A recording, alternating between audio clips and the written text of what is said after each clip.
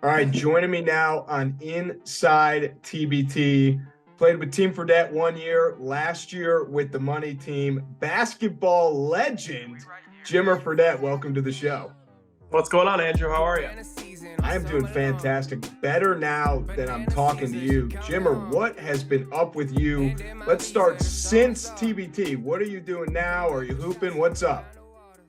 Yeah, since TBT, not a whole lot of 5-on-5 basketball, but some 3-on-3 basketball actually with Team USA. Been able to play in a couple tournaments with them, able to win the AmeriCup, which was awesome for our country, and bring a gold medal home. And just been focusing on that a lot right now, just because they want to try to qualify for the Olympics in 2024. So that's our main focus. That's our main goal. And I've been training and kind of working out for that. So right now I'm not doing a whole lot of 5-on-5 stuff.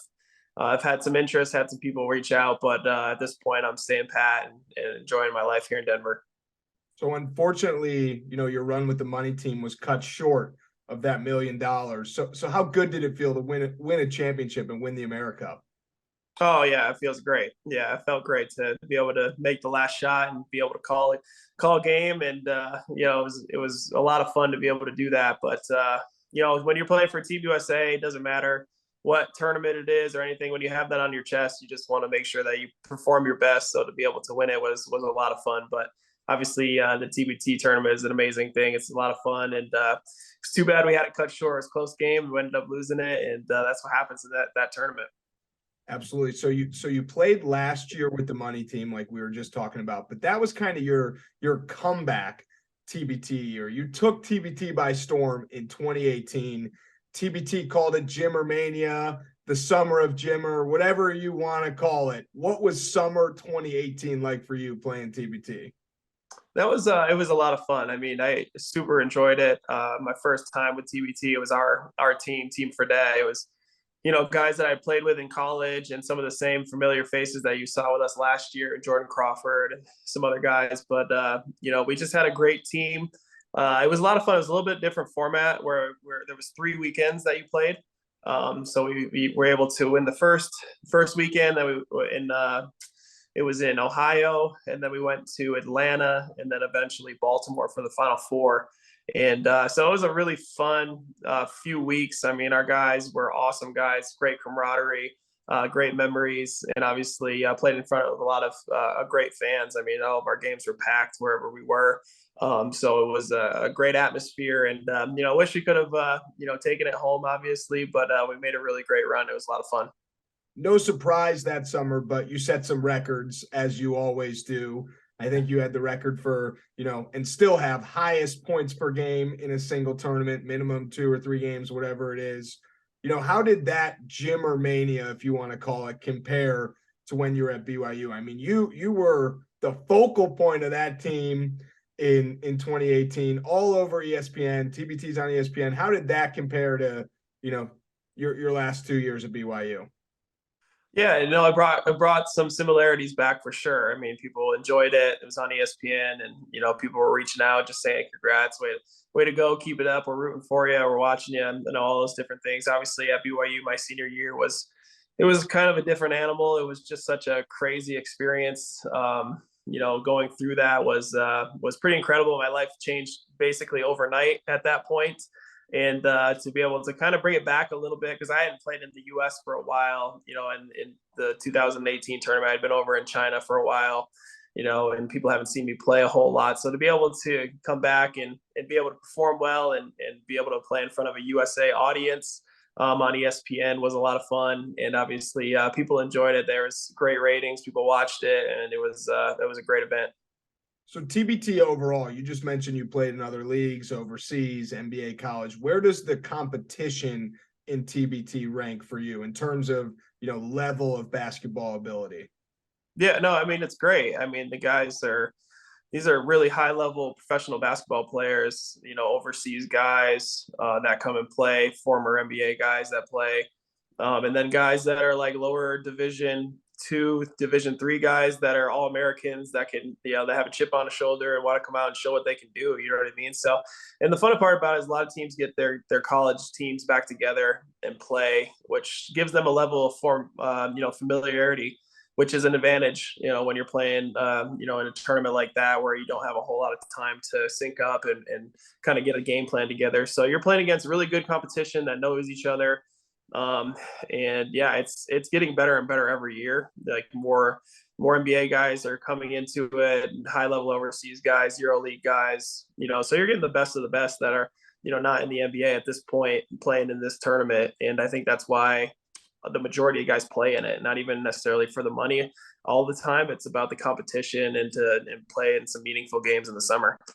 Last question about that 2018 tournament. You had a matchup with Aaron Kraft, Jared Sullinger, Greg Oden, John Diebler, some absolute basketball legends in the college basketball world. Do you remember that matchup? What was that matchup like for you? Just kind of talk about what, I did a big tweet about that a few weeks ago, like the most star-studded matchup in TBT history. So what was that like from your perspective? Yeah, we knew it was going to be a really tough game. Obviously Ohio State, they've won it one year, but they just have a lot of talent, guys that have played together. They have kind of everything. They have big guys that can play. They have shooters. They have guards. They have the guys that can play defense. I mean, David Lighty's been playing in the EuroLeague forever, and he's a great player. Aaron Kraft, an awesome defender. But it was fun for me to match up against Aaron. We hadn't been able to match up against each other. We'd heard about each other, knew about each other off the court and all of these things, but we hadn't been able to match up against each other on the court. So it was fun to be able to go against a guy that's super competitive and takes pride in his defense. And it was an awesome game. I mean, we played really well that game. Fortunately, we made our shots and we were able to get past them, but they're a tough out. And obviously, like you said, they've been in the TBT a lot and have won it one year. So it was a fun matchup, something I won't forget over there in Atlanta. And I think people enjoyed it. Definitely exciting from our end. Cool to hear about it from your end as well. Something else I have been dying to ask you about since I saw it. Tim Schloss. You put a beer belly in, you put the beard on, you wore a sweatshirt. Oh, yeah. You got to tell me about that. How did you come up with the name Tim Schloss first and foremost? So, yeah, it was funny. I mean, so then the back of the sweatshirt, they gave me some random sweatshirt. I don't know. They just pulled it out of nowhere. And the back of it was Schloss. That was the name on the back of it. So we're like, okay, we got to go with that, right? It's on the back of my shirt. I got to make sure that that's on it. And then we were just thinking of spitballing names, and just Timmy Schloss just kind of, rolled off the tongue easiest, right? Like we were just ready for it, but had the nickname of Slick Nick after one of my good high school friends that I, called myself. Had nothing to do with Timmy Schloss. So, I mean, it was just kind of funny. I was from Cincinnati too.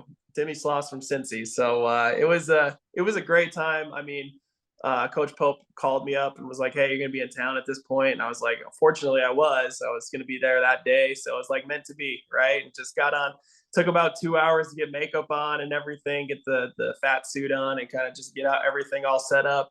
And it was funny just because, I mean, people didn't really bat an eye, it's their walk-on tryouts. So in walk-on tryouts, they don't care. They're just like, hey, I'm locked in. I'm trying to do everything I possibly can to impress coach to make sure that I try to get a spot on the team. They don't care about anybody else around them.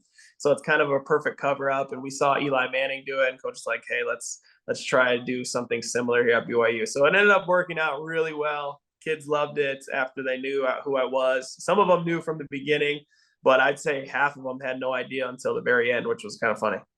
That's great. I mean, as a basketball player, you see some crazy stuff, and those kids will remember that forever, whether they made the team as a walk-on or not. But yeah, in your career, it can be at BYU, it can be since. What's the most unique situation you've found yourself in through basketball? Like Marshall Henderson, I think it was Iran or Iraq. He's played in some just crazy places. So for you, what's the story that comes to your mind when you think about your overarching basketball career? There's a lot. I mean, obviously I've kind of been all over the place. China is just a different place in general. It's much different than here in the US, but I love my time there. I enjoyed everything about it.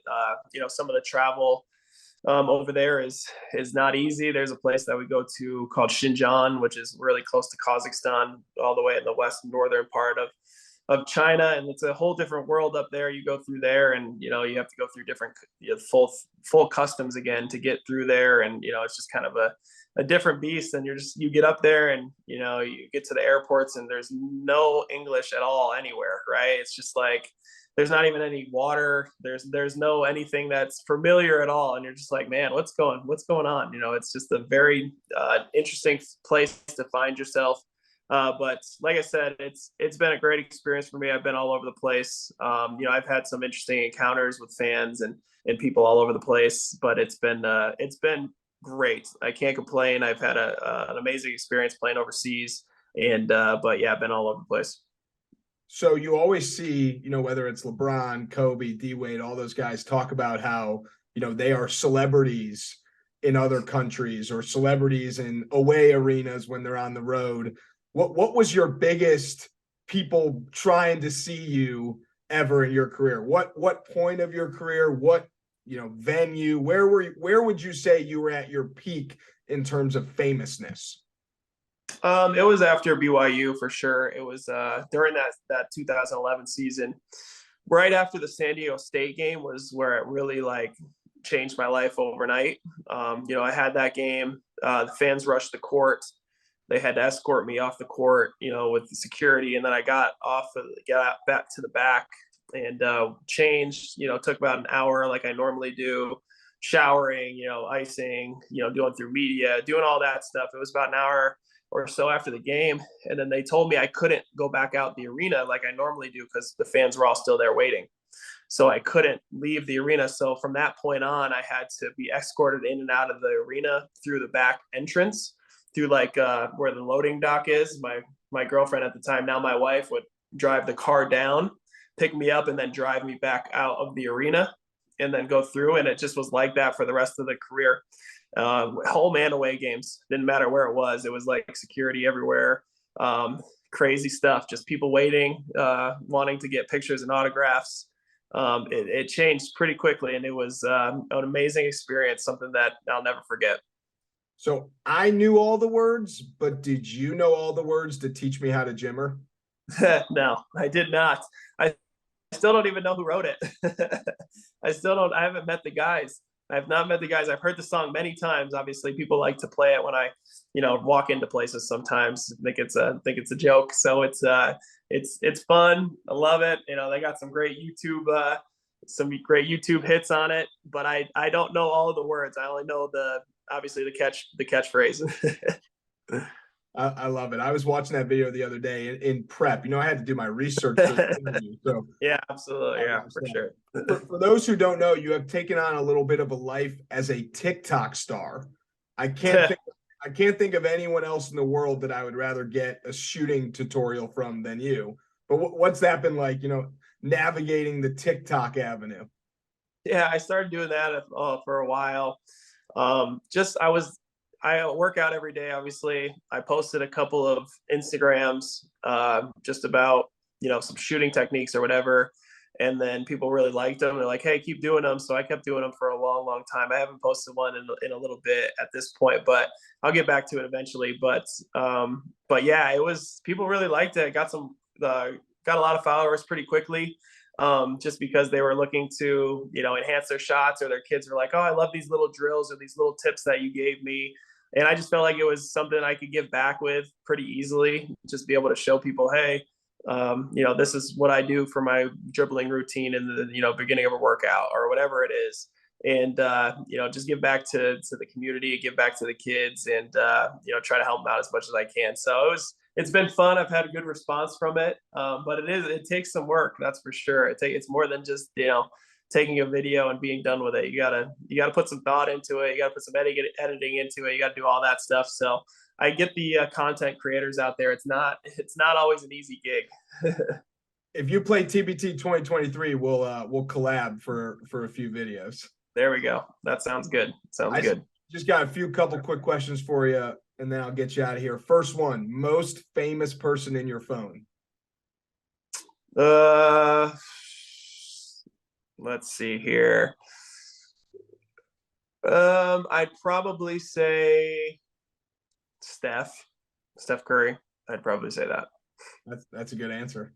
Yeah, not bad. Last thing I got for you. I'm a big Bulls fan from Chicago, born and raised, back in Chicago now. What was it like for you to get to play for the Bulls and be in Chicago? I actually really loved it. The Chicago Bulls is a great organization. The fans are amazing. It's a sports town, so they know who you are. Like, you're walking around the streets, people know who you are. They love their Chicago Bulls and all their sports there. Cool city, great food, a lot of great shopping. My wife and I, when we were there, we really enjoyed it. So we were only there for probably about 5 months or so, but it was a great 5 months, and I wish I could have stayed there longer because I love the organization, the team, and everything it stood for. So I enjoyed being in Chicago. All right, that's a great answer. I enjoyed being in Chicago as well. I appreciate you coming on the show. Are we seeing you this summer, TBT 2023? We'll see. To be determined. You never know with this stuff, but I love the tournament. It's been good to me. It's been a lot of fun, so I'm sure I'll play in it at some point again, whether it's this year or another year. All right, sounds good. Thanks, man. Yeah, no problem, Andrew. Clocking out early, that's the dish I don't like. Been getting paid since I was riding on the bike. Hit the pedal with the 8th, hopping on the 9th flight. I've been chilling out of sight, I'll be at the bar tonight. Told the bartender, go and take my card to swipe. You try the same thing, but your card get declined. White rappers nowadays, no, we're not too hard to find. I'm so dapper with my ways, I'm gon' linger in your mind. Always told me good things will come to those who are patient, but I've been way too patient, writing bars in my basement. I'm anxious in the real world, it's time for me to say this. The basics, the talent in my mind, I can't waste it. My life is too safe, it's my time for risk taking. I'm baking my mind, every day it's the same ish. Lazy, my grind needs to get a new facelift. Coming from the underground and busting through the pavement. Rock with it, and lean with it. My team winning, my team winning. Now rock with it, and lean with it. My team turn up when I spit it. Now rock with it, and lean with it. My team winning, my team winning. Now rock with it, and lean with it. My team turn up when I spit it.